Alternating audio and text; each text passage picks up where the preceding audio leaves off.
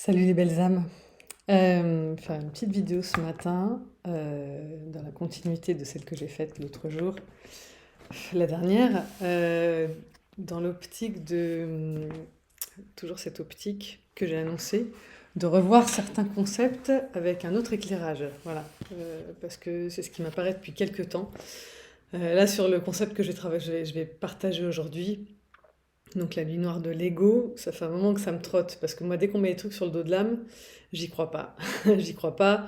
Je crois pas aux attaques de sombre, je crois pas aux foudres karmiques, je crois pas à la nuit noire de l'âme. Voilà. Euh, donc aujourd'hui, on va parler de la nuit noire de l'ego.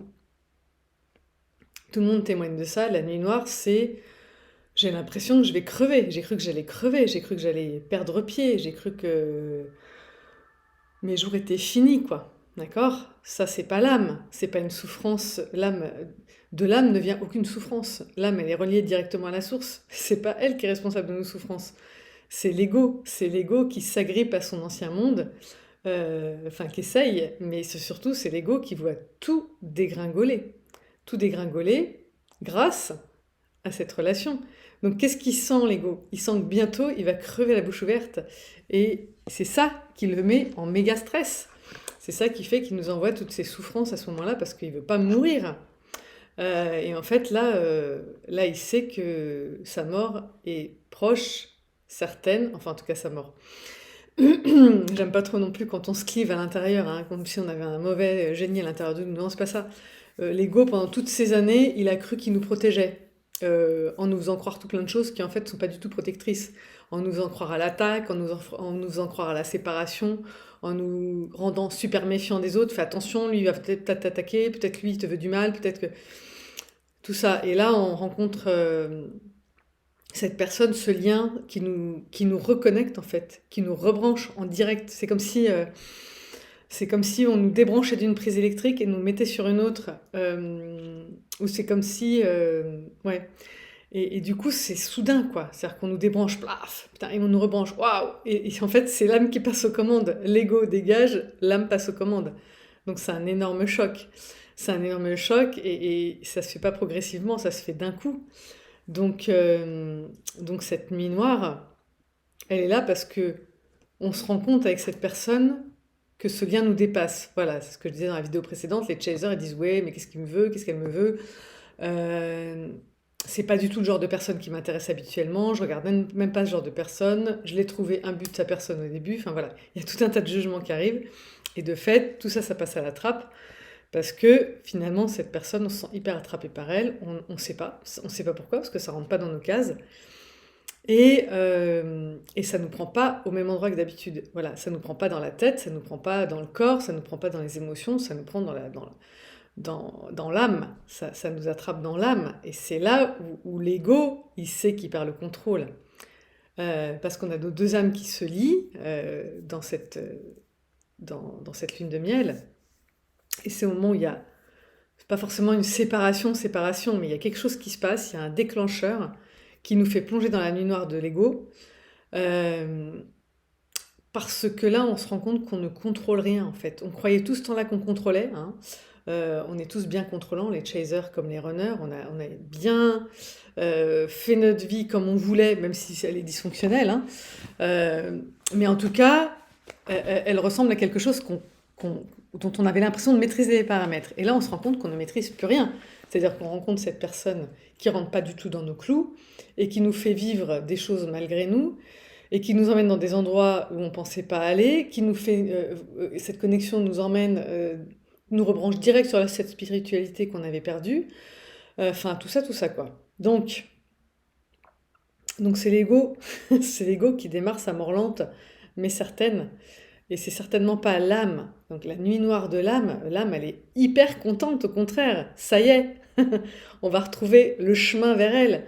Ça y est, elle va pouvoir repasser aux commandes. Ça y est, elle va pouvoir nous emmener sur le plan de façon accélérée, plutôt que de devoir tout le temps négocier avec l'ego qui était aux commandes et qui lâchait par petites bribes, par petits morceaux, pour pas qu'on se rende compte que c'était lui qui dirigeait.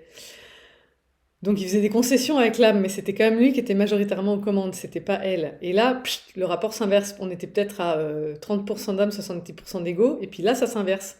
On passe à 70% d'âme, 30% d'ego, parce qu'évidemment, je dis, il va crever la bouche ouverte, mais il va rester un peu là, d'accord?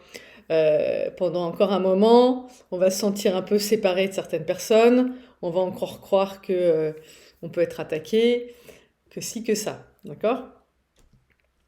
Que l'administration ceci, que la politique cela, voilà. Et enfin, je dis ça, enfin, pas moi en tout cas.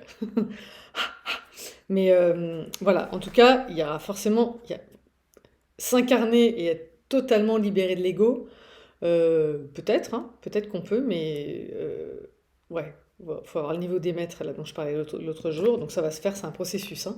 Mais là surtout, on va d'abord inverser le ratio, là, ce que j'étais en train d'expliquer.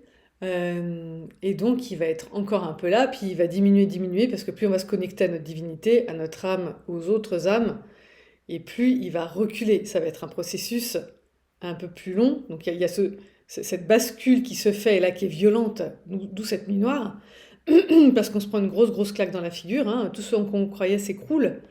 Et on croyait en quoi? On croyait en l'ego. Et ça s'écroule. Parce que là, force est de constater que c'est pas l'ego qui joue, c'est l'âme. Et donc, il y a l'âme qui va passer aux commandes et l'ego qui va diminuer petit à petit. D'accord? J'avais pris des notes sur le sujet parce que j'ai pas mal de trucs à partager. Alors, l'ego résiste, hein, c'est pour ça qu'on se sent hyper mal.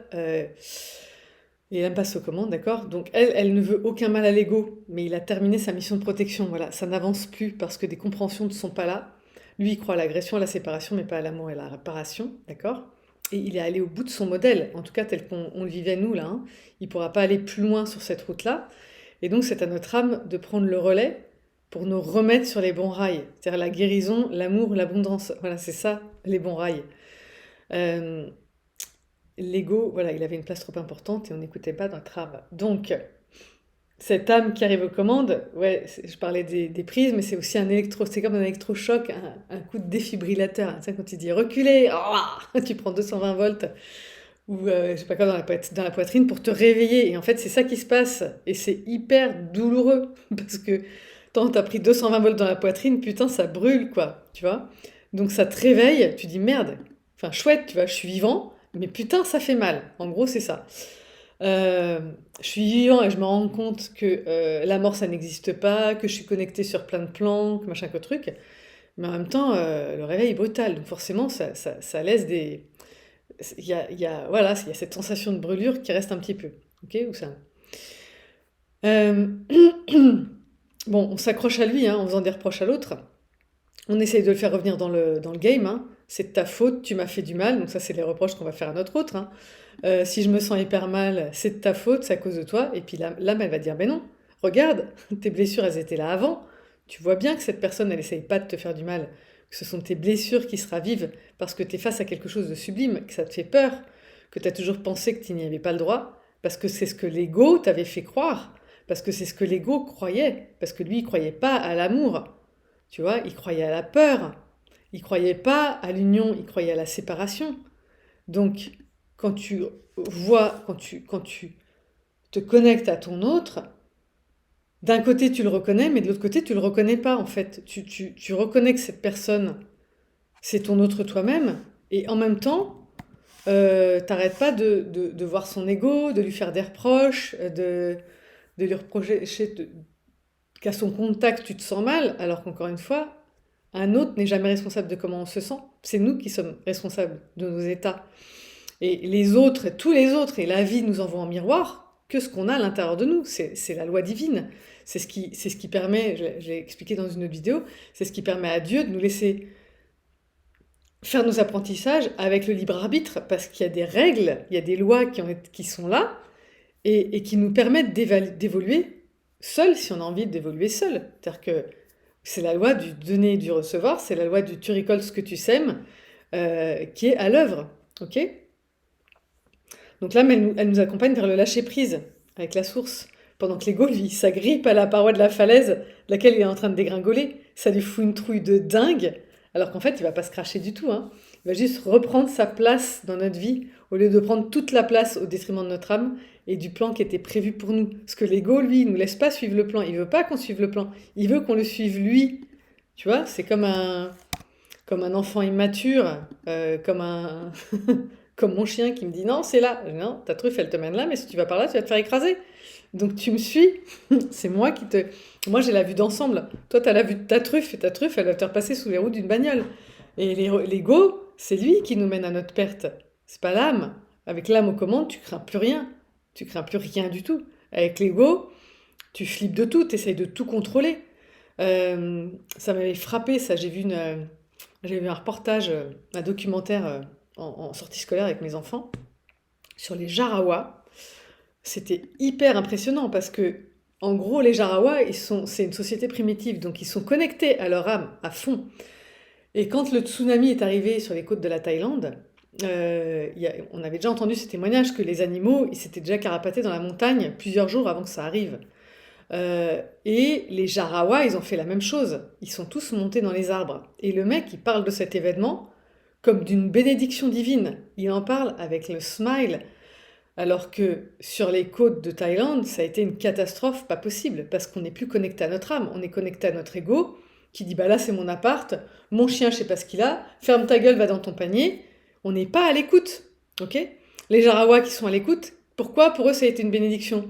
Parce qu'il y a cette déferlante, d'accord? Qui a fait quoi? Qui a ramené du poisson sur leur terrain. Eux, tous les jours, ils doivent aller chercher leur pitance. Et ils pêchent à la lance. Donc à vue, c'est-à-dire qu'ils voient le poisson et alors là, donc c'est quand même un sport. Ils vont dans les arbres. Le gars, il y avait un gars, je disais, mais c'est bizarre, il n'y a pas de vieux dans cette société. Et en fait, après, on discutait avec le réalisateur, et il disait, bah, le gars là qui monte dans l'arbre, donc parce que j'ai posé la question, vous pouvez poser des questions, il n'y a pas de vieux, mais si, bah, par exemple, le mec qui montait dans l'arbre, là, à un moment donné, il a 60 ans. Mais le gars, je lui donnais 30, 40 grand max. Il avait 60. Euh, donc chez eux, la météo-commande. Donc quand il y a un tsunami qui arrive, ils le sentent, ils le savent, ils vont se réfugier, et quand ils redescendent, ils sont reconnaissants, ils disent merci à Dieu, parce que quoi? Parce qu'il y a des poissons qui sont sur leur terrain, qui sont dans les arbres, il n'y a qu'à les cueillir, il n'y a qu'à les ramasser, et ils ont 10 jours, 15 jours sans pêcher, enfin je veux dire plus même, s'ils ont les moyens de conserver, bah oui, parce qu'ils savent fumer, ils savent cuire, enfin bon bref, donc pour eux, c'est le mec, mais c'était l'épisode, genre le plus heureux de sa vie. C'était un truc de dingue. Et plus bas vers les côtes, c'est une catastrophe dont on parle encore. Donc c'est ça qui se passe. Voilà, en bas on avait l'ego, en haut on avait l'âme. Voilà. Donc l'âme, elle nous accompagne vers ce, voilà, lâcher prise. Avec l'âme aux commandes, notre vie, elle va devenir beaucoup plus belle. Voilà, comme celle des Jarois. On va suivre le plan, donc on va s'ouvrir à l'amour, à l'abondance, à la mission de vie. Tout devient facile, il n'y a qu'à suivre, il y a qu'à suivre. Tout se déroule. Dans le monde de l'âme, il n'y a pas de combat à mener, il n'y a pas d'effort à faire. Il n'y a qu'à suivre le sentier qui se présente devant nous. Pas du tout dans le monde de l'ego. Dans le monde de l'ego, chaque jour est un combat. Chaque rencontre est potentiellement conflictuelle. D'accord? Euh, donc avec l'ego, tu es tout le temps dans l'effort. Et en même temps, tu récoltes jamais les fruits de ce que tu veux. Tu vois, tu bosses comme un crevard. Tu es épuisé. Tu as 3 jobs en même temps pour finir les fins de mois. Tu penses que tu gagnes jamais assez. Tu te sens écrasé par les charges. Tu pestes contre les impôts. Tu as l'impression que tes gamins sont ingrats parce que tu te sacrifies pour eux et tu attends quelque chose en retour. T'es pas dans l'amour inconditionnel, dans le don juste. T'es pas juste avec toi non plus.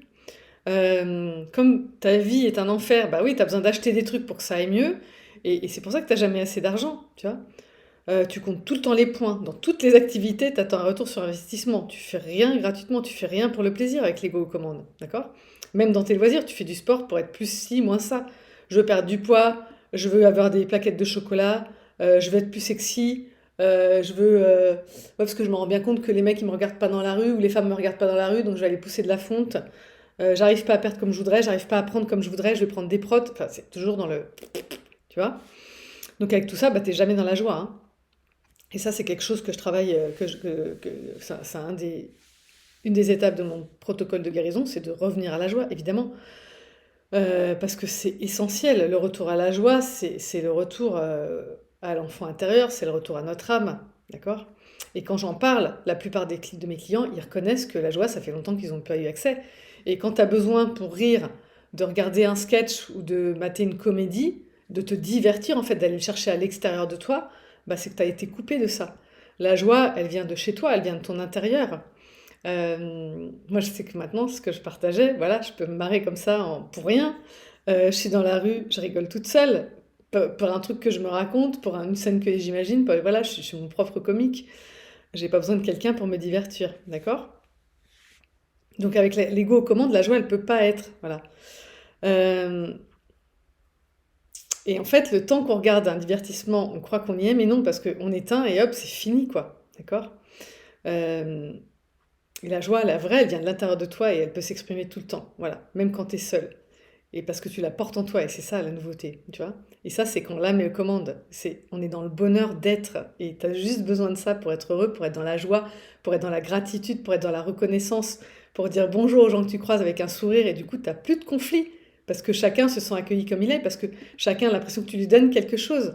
Donc les gens, ils n'ont plus envie de te rentrer dans l'art, ils n'ont plus envie de te faire chier, ils n'ont plus envie de t'insulter, tu vois. Euh, donc la nuit noire de l'ego, voilà, c'est une étape par laquelle il faut passer. Et ça se finit pas avec la nuit noire de l'ego, ça continue parce que je l'entends en séance, hein, le chaser comme le runner, on commence notre cheminement, après la nuit noire, on est encore dans l'ego un peu, d'accord? Donc quand on a des doutes sur le fait que notre autre va venir nous... Et mon autre, et qu'est-ce que tu penses, qu'est-ce que je dois faire? Bah, il n'y a rien à faire, fais confiance. Mais tant que tu fais pas confiance, c'est que tu es dans l'ego. Tant que tu penses qu'il faut que tu fasses quelque chose pour qu'il revienne, c'est que tu es dans l'ego. Tant que tu penses qu'il t'aime pas comme tu l'aimes, c'est que tu es dans l'ego. T'as pas compris. T'as pas compris que ton autre, il t'aime comme tu l'aimes, puisque c'est ton autre toi-même. Donc l'amour que tu portes à ton runner porte le même amour à toi, chaser, et vice-versa.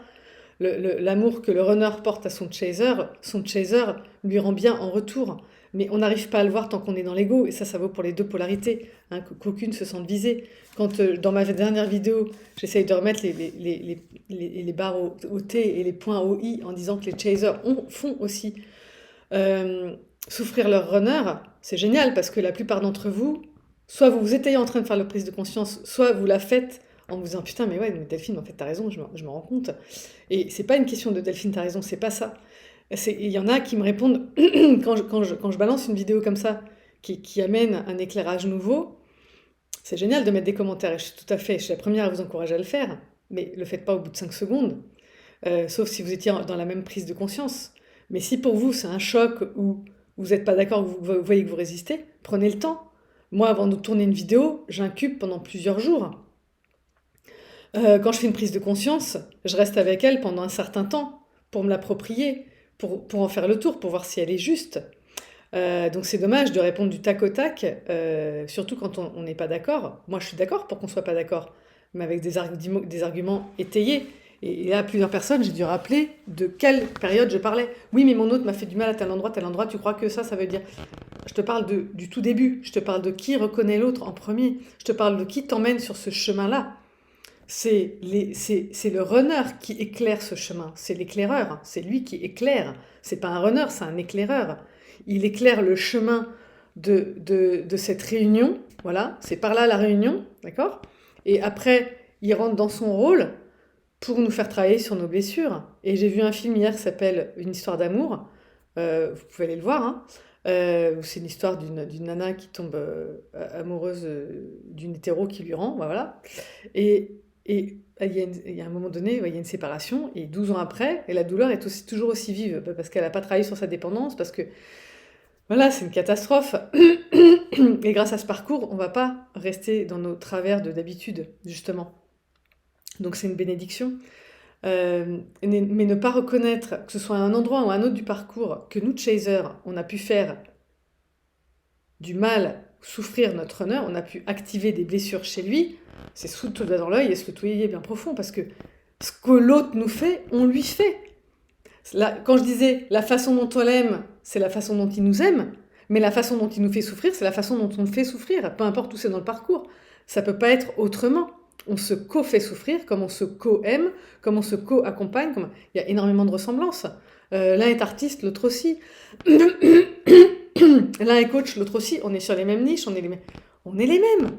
Donc si on nie que nous, chasers, on peut faire souffrir notre honneur ou on a pu le faire souffrir, on se fourre le doigt dans l'œil, on est complètement à côté. C'est pas possible autrement. C'est pas parce qu'on ne le voit pas que c'est faux. Euh, et sinon, encore une fois, on ne reconnaît pas que cet autre est notre autre nous-mêmes. Donc c'est pas bon. Voilà. Bon, je vais vous laisser parce que je pense que j'en ai assez dit et qu'en plus c'est l'heure de mon rendez-vous. Je vous embrasse.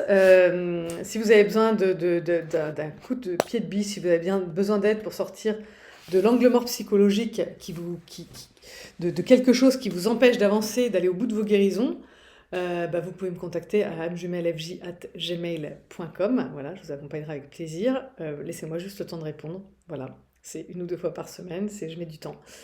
Il y a un petit peu d'attente, mais voilà, je prends tout le monde, ok? Il y en aura pour tout le monde. Voilà, je vous embrasse bien et prenez soin de vous. À plus pour la prochaine capsule, bye bye.